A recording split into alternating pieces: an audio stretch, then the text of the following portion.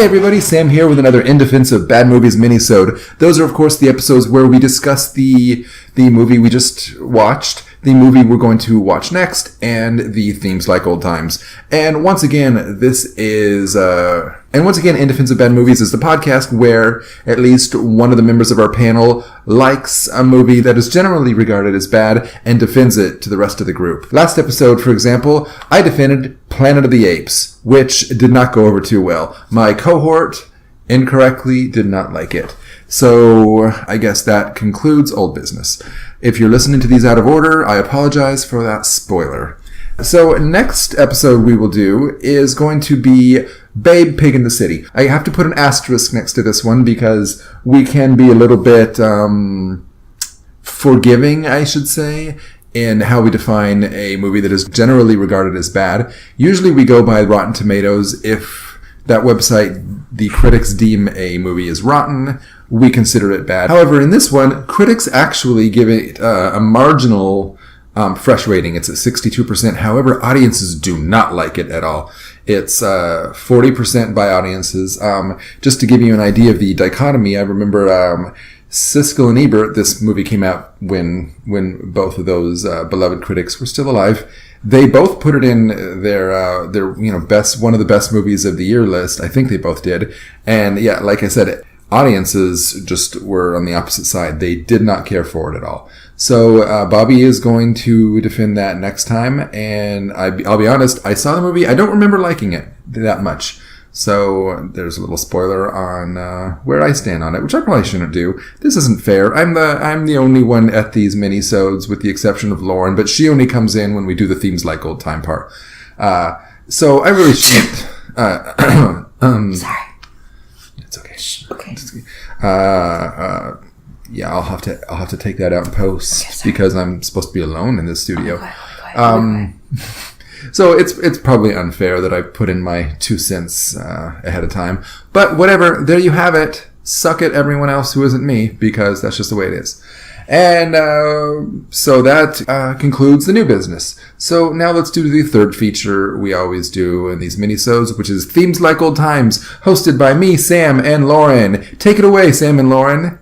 Hey guys, Sam here with Themes Like Old Times. I'm here, as always, with the lovely Loren. Hello. And we are taking a break from your Disney Afternoon series to do a theme song that I'm putting forth, which is for a show that was beloved of me when I was a young man, a young child, by the name of Punky Brewster. Punky Brewster. So this show was beloved to you. You do. Oh, I love this as a kid. Yes, very much right. so. Even though you were maybe a little bit older than her when the show was in its prime? Probably yeah. Yeah, I remember her as being a child. Right. She was actually, as close to you, I'm sure. Yeah, I think our ages were comparable. I'm actually going to verify right now. But we were discussing before we started recording how my memory of this show and other things from childhood where I was younger than her and looked up to her as sort of like, ooh, she's older and cool and I want to be like her in 5 years. And now I look at the show like, oh, that is a child. Yeah. Actually, I looked it up. We were of an age. We were born in the same year. So I was, this show was right up my alley. It's just for you. Unless, I mean, it only could have been more for me if I was a female foster child with a dog and I wore mismatched clothing. Oh, that was ideal. Yeah. That's really... She was a trendsetter with that. She was, absolutely. Yeah. I mean, I don't know that I saw people wearing mismatched clothes like that, but kids would look at her and say, like, she's cool. Only because they didn't have the balls to dress like she did. I recall trying to do mismatched clothes. Did you? Yeah, like separate socks and like, I want to be like Punky, said 5-year-old Lauren. Yeah, she was super cool. And to refresh, if you're not sure, I think this this TV series runs a little bit young for our viewers. I mean, for a little bit old, I should say. Like, our viewers, they would have been either very young when it came out or... Oh, I see what you mean. You think our main child of listeners might not have known the show so well. Yeah. So, just to recap that, this was a story of a child, foster child who is taken in by... an orphan, I should say, taken in by a foster parent, Henry, single foster parent, which is, I guess you could do that. Mm-hmm. That's still a thing you could do. I don't remember the premise. Was it like, I'm just going about my business and I stumble upon this child and I've become a foster parent? Or was she placed with him and it just... That is a good question. According to Wikipedia, her father walked out on her family. Then her mother abandoned her at a Chicago shopping center, leaving Punky alone with the dog Brandon. Later, she discovered a vacant apartment in a local building. It was managed by Henry, the aforementioned foster father, mm-hmm. an elderly widowed photographer with a grouchy streak, which I remember... I wonder if she'll soften him. I think she will. So Henry discovers Punky in the empty apartment across from his, and he hears her story. And then the relationship between the two blossoms, despite red tape from social workers. And, so, like, I don't want to get too far into it because, spoilers. But so it's one of those serendipitous, like, oh, I found a child. Yes. I am appreciating that there was red tape that, like some fictional things were like, I've acquired a child, this is happening now. But it's like, no, there's a process. Yeah, exactly. It's actually quite difficult. And actually, looking back on some of the plot lines, well, we looked at one in particular, which was when... it was from your memory, which I did not remember this one. So we were going over, because I was younger when the show first aired. It came out in 1984, I believe, and premiered on NBC. Yes, and originally 84. 2 seasons about until 1985, and then later was in syndication in, I think, 88 and 89. Mm-hmm. And so at some point, this show came into my purview, and I remember it. I remember, like, warm feelings about it. But as far as broad strokes of the show, I feel like I have very clear visuals that pop out in my head. Right. And we did some of our, like, checking our math before. We both very well remember the friend got trapped in a disused refrigerator. Yes. And that was a very bad thing in the 80s. Well, that must have been happening left and right. Because I think, like, there was a G.I. Joe... knowing is half the battle segment thing. Kids don't play in disused refrigerators. Did this happen a lot? And I guess it must have been. And maybe, at the time, they would lock, and so at the time, would be a death trap. The top 3 places where kids played were in front of their street, a park, and junkyards. So, it made sense that there would be a lot of... If you had access to a junkyard, you would absolutely go play there. This is true. Yeah. Assuming there was no dog that 6 balls, you would happily hang out to that junkyard. Indeed, I would. Yes. And we discovered this show, obviously, since it was targeted to kids, it looks like there were lots of very special episodes dealing with, kid problems. Yeah. There was one about the Challenger space shuttle. The one I specifically remembered that was like, did I dream that? And thank you, Internet, we were able to confirm that this is a thing that actually happened. Because I very clearly remembered Punky getting lost in a cave with her friends, and at some point, attacking a giant spider. Which is crazy. Fortunately, it didn't seem to fit with the tone of the show that I recalled. Exactly, and that was what I was going to say. It's like I do remember very grounded, dealing with the red tape and the occasional child stuck in a refrigerator. I'm rolling my eyes at that, but for the most part, it was very much life in New York, life in a New York apartment. Between a foster father and foster daughter stuff. Mm-hmm. So for you to tell me this giant spider thing was baffling. But whatever. But we were able to confirm it was an actual episode. Everyone was going on a camping trip. They got lost in the woods, found a cave. And, spoiler alert, the whole episode is just a story that Punky's telling to her friends. But still. Yeah. That's a thing that happened in the world. So I have the occasional visual moments. I have Punky's calling her dog Brandon, like exasperated, and the house being a mess was probably, I think, one episode. But mostly, like, this heartfelt sweetness between Henry and Punky. The sweet Punky, the I'm sure he wouldn't have been that grumpy. Like, if we went back and watched it, he probably, I remember his voice having that awesome, he did have that baritone, like, old man growl. Yeah, he did have that. Oh, Punky, or something silly. Yeah. He's British parent. But just, I'm thinking in my head of the credits right now, and I see a teary-eyed Punky running into Henry's arms, and that's how I remember the show. Just that sweetness. Not with giant spiders. That's crazy. I'm sad that that's the thing that stuck, but clearly it was visually striking. It was, yeah. So we are, of course, here to talk about the theme song. The theme song. This one, And this theme song, to me, that moment that I mentioned is embodied in this theme song. It's such a sweet song. It's a really good theme song. It is. I will admit, if the Perfect Strangers theme tune is like the ultimate power ballad to get you going, this is the inverse of that. This is the really, as you say, heartfelt, really sincere, emotional, like, I just want to sit down and have a little bit of a feel song. It might not be surprising to know that the theme music was brought to us by Gary Portnoy, he of Cheers fame. Oh. One of the greatest theme songs That guy's good at really evocative theme songs. He really is. And Judy Hart Angelo, who I don't know much about her, but there she is. And it was performed by Gary Portnoy, I see. Yes. Did he also perform the Cheers theme song? He did, yes. Okay. So his voice is familiar. Yes, it should be. The theme song is called Every Time I Turn Around. And should we just, without further ado, watch the opening credits? Of course we should. A really well done opening credit really is so delightful. That is one thing that you kind of miss in the age of no theme tunes, like just the really creative editing. Yeah. Oh, and So right now we've got the cheaply superimposed rainbow letters and a childish scrawl spelling out a name, shrinking into the distance. Look at Brandon. Brandon was so young. Oh, that man is so gruff, just walking over that homeless person. And there's Punky. That's the teary-eyed. George Coyens. He looks so lovely and avuncular. Yes, he does. There's Punky. What a spunky child. She's so little. She is tiny.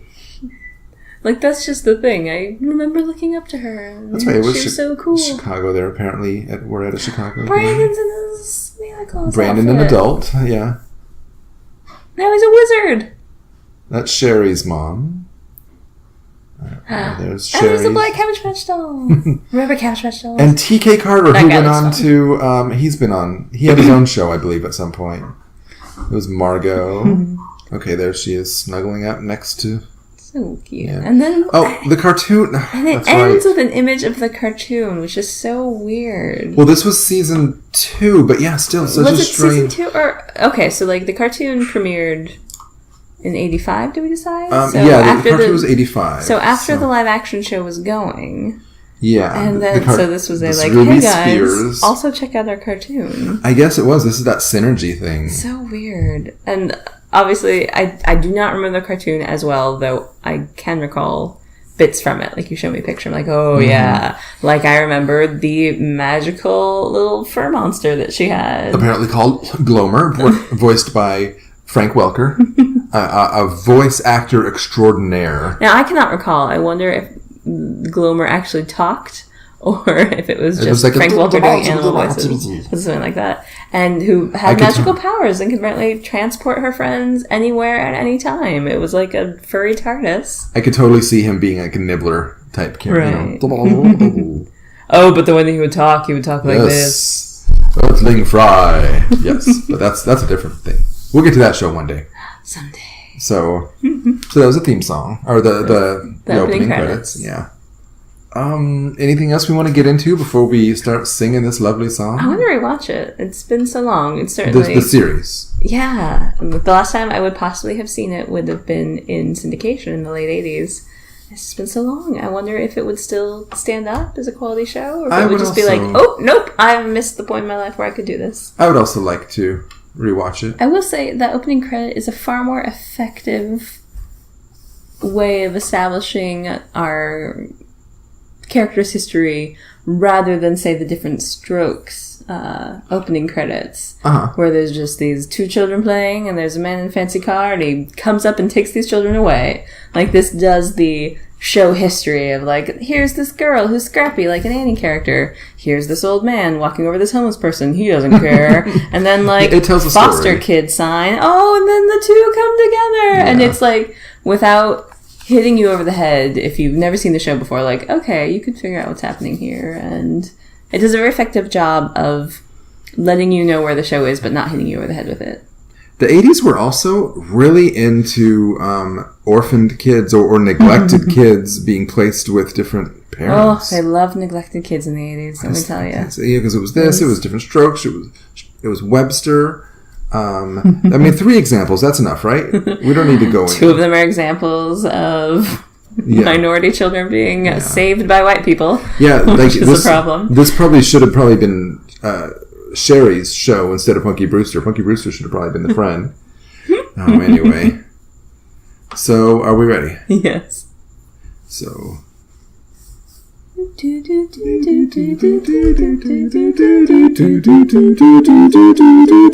Maybe the world is blind, or just a little unkind. Don't know. Seems you can't be sure of anything anymore. Although you may be lonely, and then one day you're smiling again. Every time I turn around, I see the girl that turns my world around, standing there.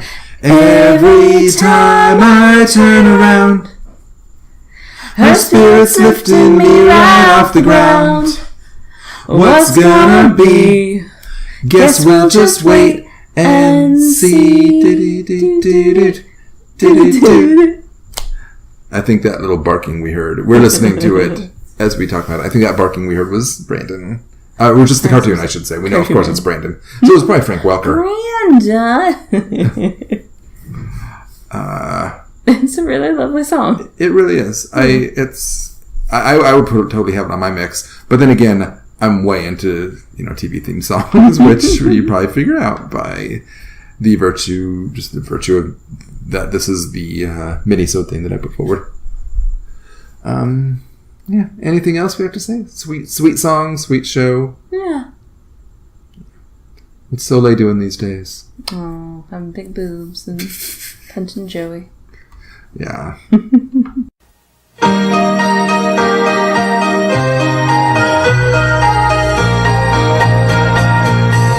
Maybe the world is blind,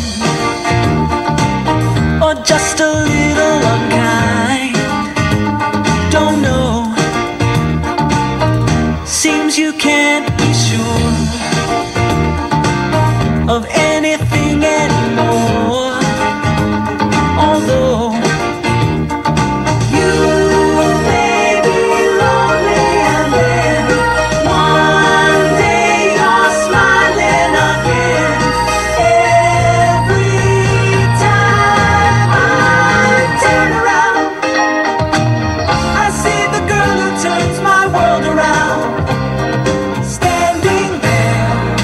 Every time I turn around, her spirit's lifting me right off the ground. What's gonna be? Guess we'll just wait and see. All right, thanks, Sam and Loren. That was another great episode of Themes Like Old Times. Remember to join us in 2 weeks? I don't know, as Bobby defends Babe Pig in the City. See you then.